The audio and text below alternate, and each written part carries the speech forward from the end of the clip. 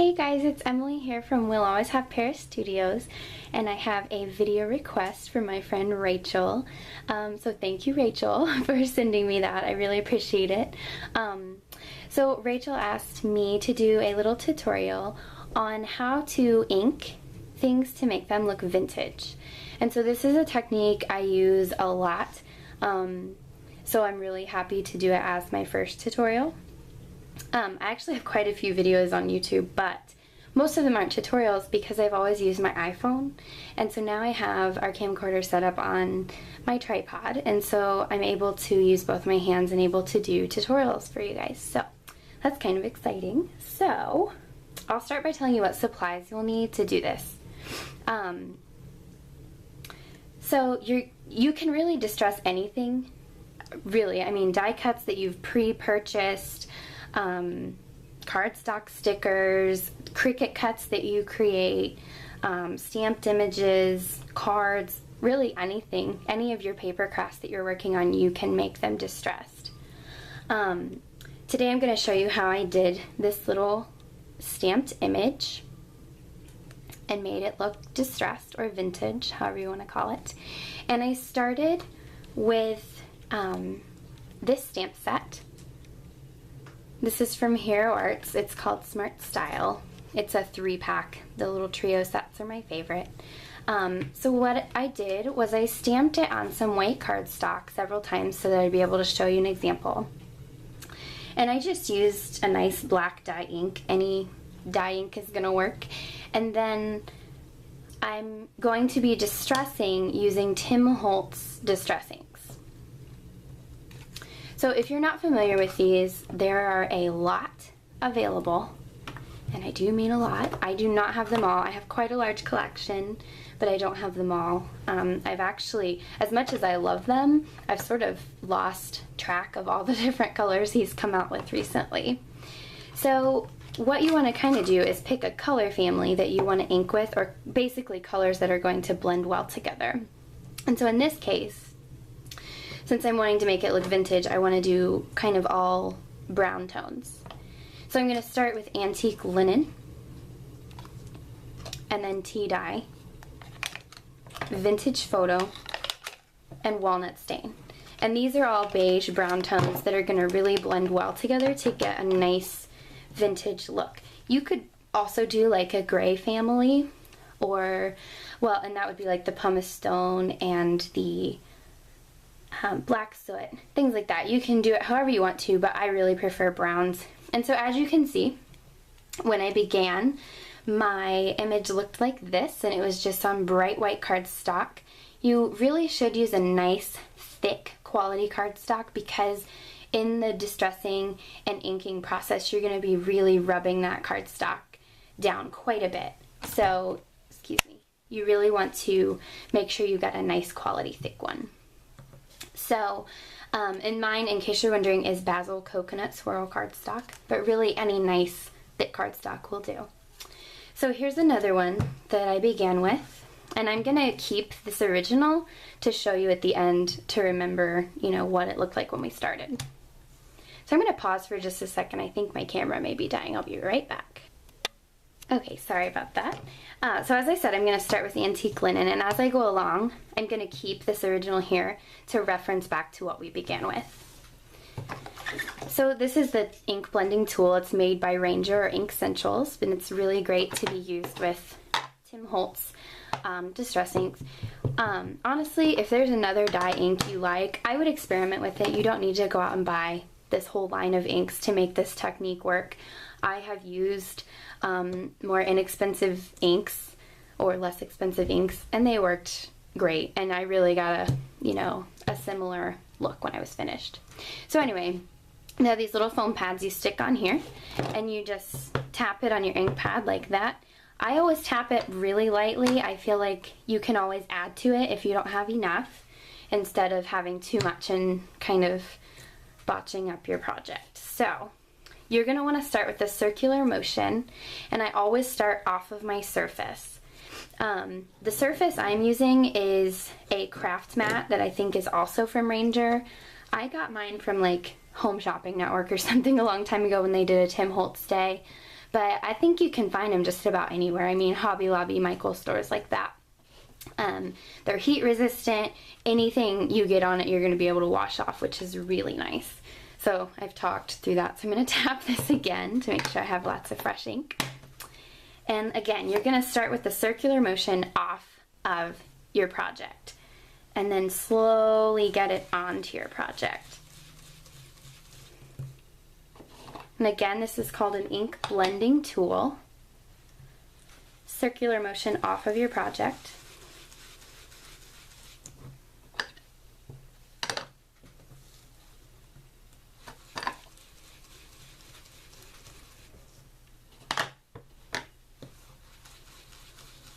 So already it's gotten a nice vintage kind of aged look to it. Here's our original, and it's very subtle. It's not going to be really drastic, and this is a really light shade, antique linen. It's kind of like an ivory.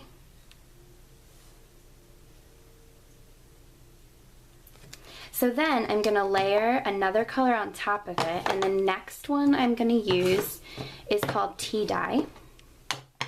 And it's just the next deepest, and it's quite a step up, to be honest. It's not going to be as subtle. It's going to give you a much darker look. And this to me looks kind of like a really old newspaper you might find up in the attic or something like that. So then we can compare, and I really like that as well. It just depends on the look you want to go for, which colors you're going to want to use. The next one is Vintage Photo.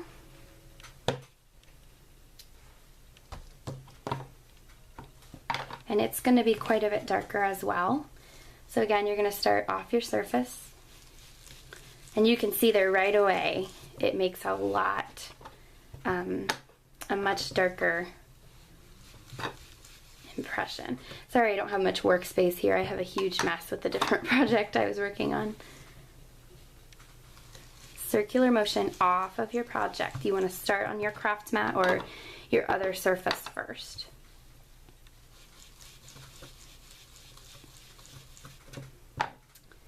So there it is with the 3 layers. And the most recent being Vintage Photo. And here is our original. And then the final one that I have is Walnut Stain. It's really deep. It's, I would almost consider it like a different color group, and it's not one I use quite as often because it does make it so dark. So I'm gonna go really lightly on this one. And you can see there already in the corner, it's very deep. But again, it just depends on how, you know, what you want your project to look like. If you want it to really look with the deep brown look, that Walnut Stain is a great color. This almost reminds me of like those old Wild West wanted kind of thing. Wanted signs. So there's that with all 4 layered on it. Here's our original. And then here's the middle one, and this is just with the 3 layers. So just to show you, that's the way you get the vintage kind of distressed look. And there are 3 in sequence. Here's a card where I did some stamping and Sew Easy stitching, and then I distressed the edge around that, just using probably like antique linen. There may be some tea dye on there as well. But that's an example of distressing where I may not have wanted it to look old. It can also just give you some good dimension. And then this I wanted to show you. This is a Polaroid card I made using stamping. Quite a few techniques on this actually, but this blue background of the sky I actually did with the same technique here. I just used blue shades to get this background. And that's a bit more advanced and probably difficult, I would say, technique that I did here, but as far as inking, it's really the same. I just used blue. The colors were Tumbled Glass and Broken China.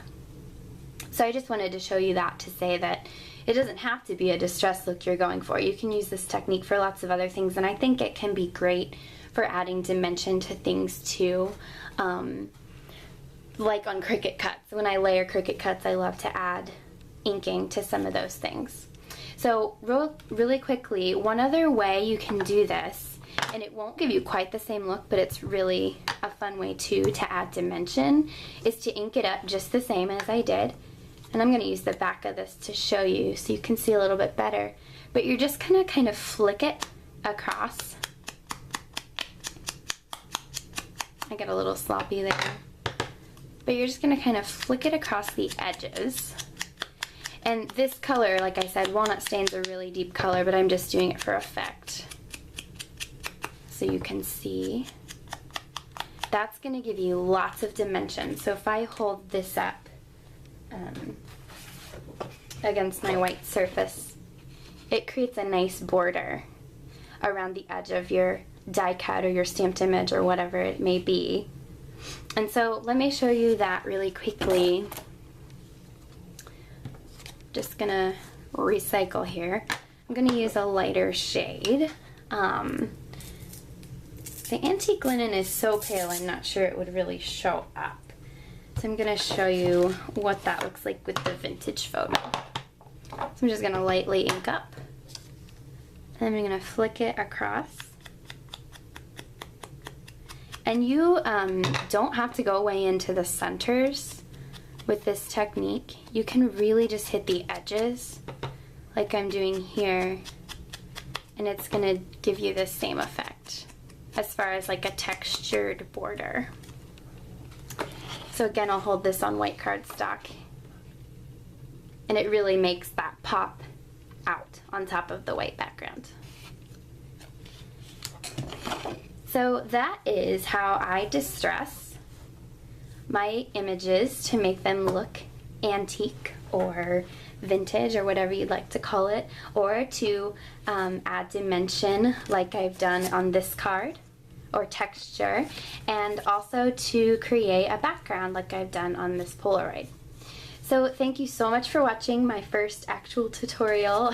Thank you again to my friend Rachel for making the request. If you guys have any requests of anything you've seen me do on any of my cards or projects on here on the blog or Instagram or anything like that, please just leave a comment or let me know, and I will be happy to try my best to share that with you. Thank you so much for watching. Have a great day. Bye-bye.